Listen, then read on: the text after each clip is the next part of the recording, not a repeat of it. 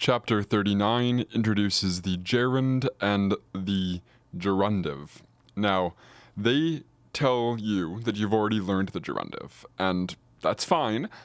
They're calling here the future passive participle the gerundive. And it's true, they're morphologically identical, and they're both verbal adjectives. So maybe, in a sense, this is fine.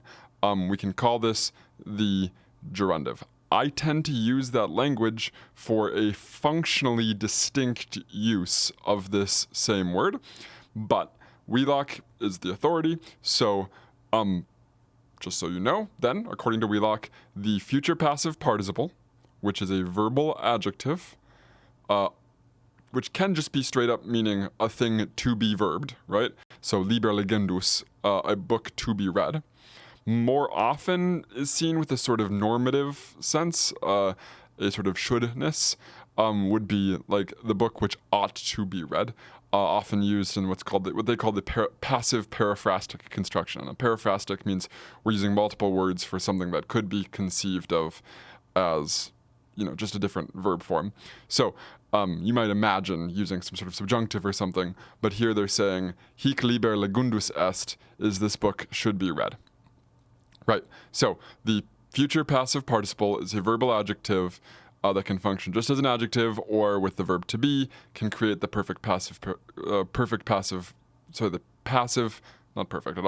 passive periphrastic conjunction, future passive or passive periphrastic conjunction, and they're telling you here, you can call that the gerundive.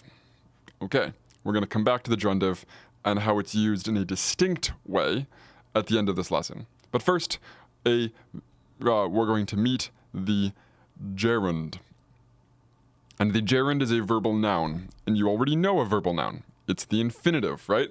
The infinitive is the nominative verbal noun. Now, it is used like it's an accusative sometimes also, specifically in like indirect discourse, indirect speech, reported speech. So if you want to say, he said that I made a mistake, you could say something like dicat me errare, right? So I made a mistake. You use the accusative as the subject with an infinitive in reported speech. And there it's kind of functioning accusatively. It's complicated. It's not really either way. But for the most part, the way to think of it is that the infinitive is the nominative verbal noun. So what if you want to talk about a verb, the idea of a verb, create a verbal noun, but have it function some other way in the sentence. Have it function as the direct object of another verb. Have it function as the dative, the thing for which or to which you are interested. Or it is an ablative, that it is by verbing that something is accomplished. For those purposes, you would need to decline the verbal noun into the other cases, right? Into the genitive, dative, accusative, and ablative. The infinitive doesn't decline except by becoming the gerund. Now, the gerund is morphologically identical to the future passive participle, which is what they're calling the gerundive, right? So it's morphologically identical. But it's active in meaning, like verbal noun, like the infinitive. It's active in meaning, and that's about all there is to it. The only notable thing about it is that the accusative is used with odd, often for purpose constructions. So odd vivendum here in the third sample sentence, right here. Is for living, adverb bene, well. For living well, for the sake of living well. So she went to Athens for the sake of living well, right? But other than that, this is used just like any other noun, but the noun being referred to here is the whole verbal idea, right? She has a fondness, a zeal, studium vivendi, of living, a fondness of a zeal of living, a zeal for life. Good. Okay, so those are the easy bits. You've learned so far that the future passive participle can be called a gerundive. You've learned the gerund, which is how you decline a verbal noun. The one trick here in this chapter is this other use of the gerundive. And this is something that doesn't follow any rules in Latin. It breaks the rules of Latin. And that is, a gerund can take a direct object in the accusative. That's technically allowed. So let's look at this first example here. We're going to say something like, she has a zeal, studium, of reading. So zeal for reading, and then an accusative word, libros, which is going to be the accusative direct object of legendi, of zeal for reading books. That's allowed, but it's kind of unusual because Latin speakers and writers much more often prefer to use a gerundive here to make the verbal noun match its direct object. Actually, it's the other way around. They have the direct object match the verbal noun. This is a weird thing. So a verbal adjective, the gerundive here, is going to be in the attributive position. That is, it's going to be acting like an adjective modifying a noun that is its direct object. So this breaks the categories. If this sounds like a little bit of gibberish, kind of is. You kind of have to see it a couple of times. I mean, it's not gibberish. It's just, I'm telling you something that an adjective is an attributive position modifying its direct object, which is just not what adjectives do. So this doesn't fit the grammar paradigms we've learned. This breaks grammar, kind of. Here's what that looks like. She has a zeal, studium, of book reading. Is how you would translate that. How do you get there? Well, you look at librorum, genitive plural of books, which is a noun that's matching the general genitive plural of the gerundive. So let's just ignore librorum for a second. It's pretty clear. So you've got now a zeal of reading.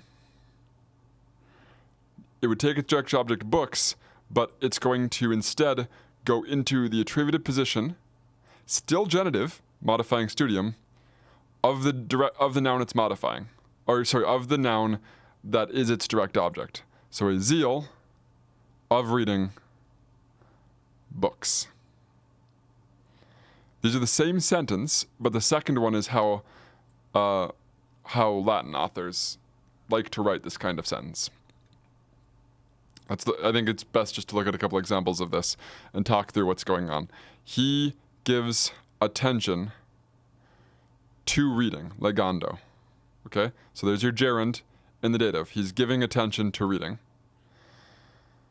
Books, accusative, direct object of legando.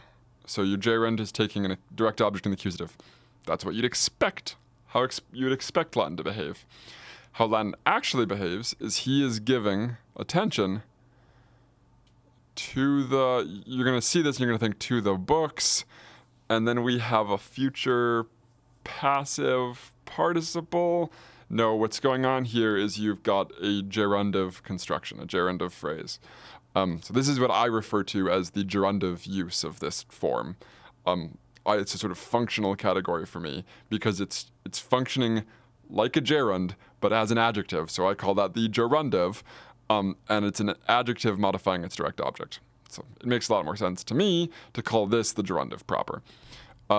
He gives attention to the books of reading? Hold on, something must be wrong. And the of doesn't make sense here because it's dative plural. So what's going on here is actually he gives attention to the reading of books. To the reading of books. The of there is just how we do that verb of reading. He gives attention to reading books, we could say. Get rid of the of. It's just an English idiom. Let's just look at two more examples, and I'll let you go.